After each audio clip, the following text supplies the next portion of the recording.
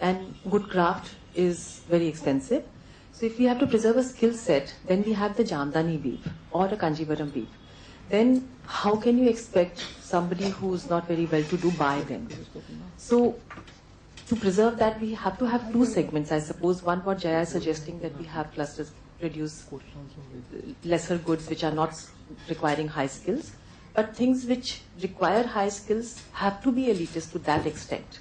So if we have to understand, my question is that would you agree with the fact that if we have to preserve a skill set, then we have to have two segments which go in tandem. And then a design is very important because we have Ritu. And for design there is a cost. And that should not be grudged. And if something is sold in Champs-Élysées for an extra amount, the person shouldn't be feeling bad about selling for 100 rupees. That person should be empowered to know that this thing costs 100.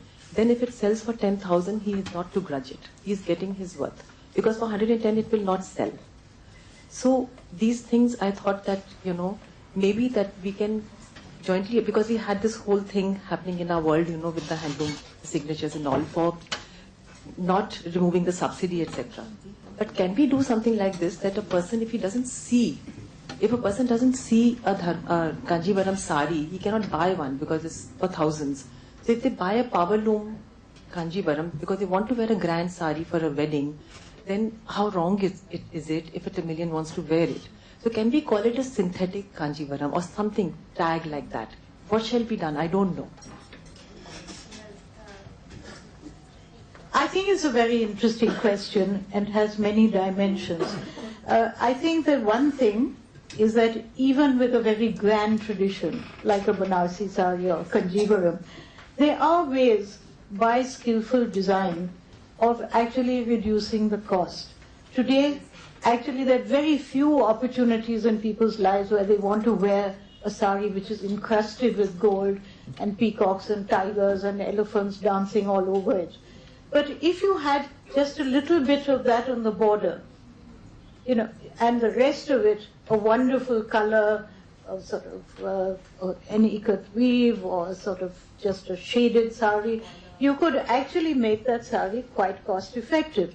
But I think I would also like to say that if we go really into the different Indian traditions of weaving, you would find many, many saris which are quite wonderful to look at, but which are not so expensive. And I think there has to be a revival of that. We have to persuade young designers and entrepreneurs to go out again and look for these saris and bring them into the mainstream, back into the mainstream. And of course, when you increase demand and quantity and production, automatically the cost drops also. Natural dyes is very expensive today because it's done practically like a sort of kitchen operation in a couple of buckets. But if you actually made those dyes available in powdered forms, easily done, you could reduce the cost of natural dyes substantially. So there are many ways, and I do think that we have to do a brainstorming about that, and we also have to make a listing of all the potential kinds of weaves there are, which can provide people with wonderful dramatic saris, not necessarily at the cost of a Banarsi or whatever, and also ways of reducing the cost of some of the Banarsis by clever design. I'll just add one or two things. You'd be surprised to know that Kanjivaram saris in Chennai today, they have for weddings special orders where they weave the bride and groom's face on the pallu. And it costs 1 lakh and people are clamoring for it. So it's crazy. There's all kinds of markets and all kinds of designs. And also at a Tantuja shop in Calcutta, I got a beautiful, good old style of cotton sari, everyday thing, 380 rupees. So you can have everything. There is actually everything. And I think you can slot the customer need, the type of customer with the sari. And all along, I think what we've not done is to match the product with the market. If you do that 380 to a Kanjivaram, give it to a Kanjivaram, they will not even give it to their maid. So it's just a different kind of marketing strategies that you have to use. And yes, there will be power loom imitations of fancy, but what do you do when you have people who want to just wash the sari and wear it again because they only have 4 saris that they can afford in the year? Then you can't expect that category of person to look your way.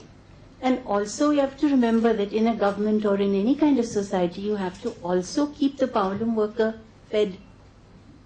So we just have to find enough space for the right kind of slotting. And the great thing is that we have consumers at such different levels.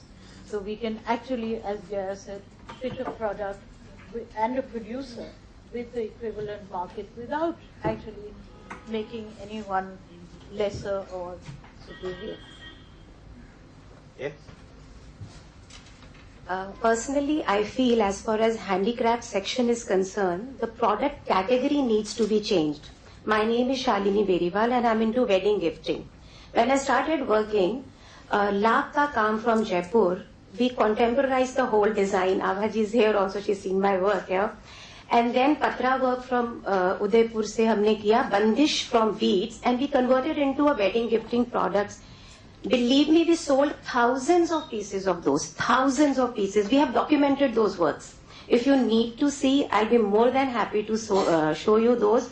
And our Patra work gondolas, the product, this brand Yadro, it's a Spanish brand, international brand. We designed gondola for them. It has become international. It is a patented design. So what we need to see is the market segment where we can sell them in bulk.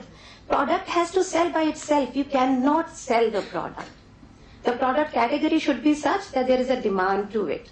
So we have to pinpoint a type of art and convert it into a contemporary design, which is today's, and then create a design for it. So peacock can be made differently also. It's not so. And it's a subject very dear to me. Rituji, I just wanted to tell you, when I was 15, I bought your first outfit. We were in Amritsar and that was the only design store, and still possess the dupatta out of it. It's lovely with the Ari work. So what I just want to tell you is that we have done it successfully. It can be done successfully. So we have India, it's a huge wedding industry and outside, so we just have to see the corporate sector, but make a product which they take.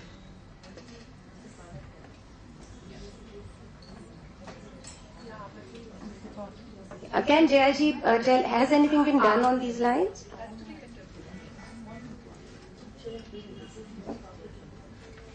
Well, I missed the last part of your question or sentence. Because has anything, see, reviving an art as an art may not work because okay, I get it. Now, I was going to tell you anyway, I don't know if any of you have been to Delhi Haat recently. Around November, December, it became a horror story. They were wrapping the security check with the old plastic flex banners, and it was all a mess. So I made a big noise and fought lots of people and pushed lots of people, and finally now, if you go and see, the security check box, they quickly made a new wooden box and put it there and painted it pale pink. So we said, can we get a folk artist to paint it? And so now when you enter, the security check box is actually like a graphic cartoon version of the covered art put on it. At the entrance, when you buy a ticket and just enter and you have to get checked, so on that thing is the Rajasthani folk artist version of a lady checking somebody and the whole Delhi Haat going on. That's what I was leading to. And then right next to that, where the men look at your bags, you are under CCTV with lots of interesting paintings. And now foreigners get themselves photographed going inside for a security check. I have a picture on my phone. So what I'm saying is, I don't know if many of you would have gone to Bhutan. Everything in Bhutan is beautifully painted because the king, of course, is all and whatever he says they have to do, and it's a small country. But there is a law that any building, whether it's a garage or a mechanic shop or a hotel or a home, you have to decorate the windows or some part of it with traditional Bhutanese art. The airport is like a jewel box. It's so beautiful. Now, I feel all our airports modernizing, glass and steel. There are plenty of spaces which we can paint with India's mural art.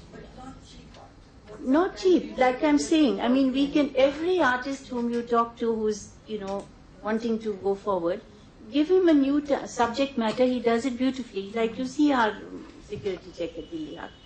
Like that, any airport, you step out, you should be able to feel the art of that regional area, the state. And you just need to give them the idea, find a sponsor and say, now do it. If any of you have influence in your state, of course this is part of the airport authority thing, so we'll have to bash at them, civil aviation or whoever it is. But this is the way I'm saying we have to push ourselves and creep into many other ministries and areas and say, yes, this is our private partnership with the Karigar. And the Karigars will get a lot of work, and performing, folk art and traditional art is something that can really create a storm if we do these sort of things. Exactly. I can show you on my mobile phone the Delhi Art security check.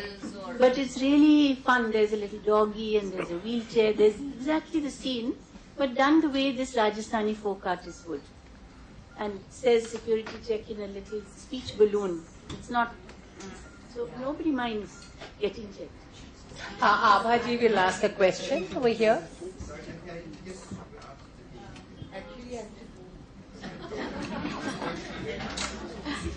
Yeah, hi. Then go ahead.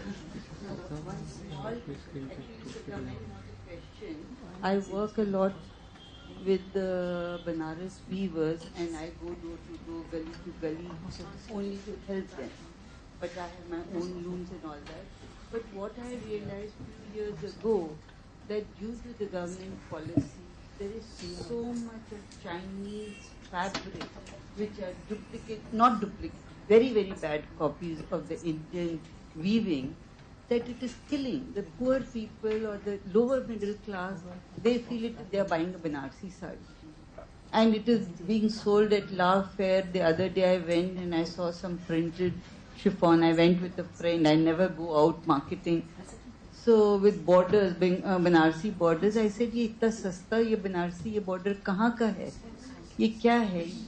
कुछ फर्क लग रहा है. So he understood, he knew who I am.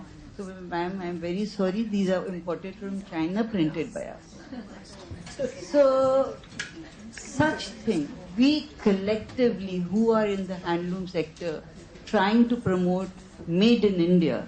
Made in India is not the power loom. Made in India is the hand spun, handcrafted, handwork.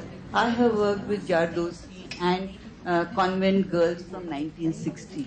So I know all the pathos. Government has to work on that. And Jayaji, Lailaji, Ritu, who all have a lot of voice, who are 24/7 in this, must do something about it. Because they had imported lots of weavers from Benares with their looms and all. They learned the techniques in China. It was like cutting off their hands, like the Muslim era, sending them back, and they're all out of job. I think that we can make a note of that, and I think Ms. Suri had dealt with this when she was speaking also. I don't think your statement requires any response, because I think it's only that it must be noted, and I think this is an area. Like champagne and things like that, they have a territorial registration. Should we do that for things like that? So now may I go back there? Yeah, hi, I'm Sapna Khandelwal, and been listening to the panelists with great attention. But what I have realized over a period of time, that we urban women have stopped wearing saris, We don't wear saris at all.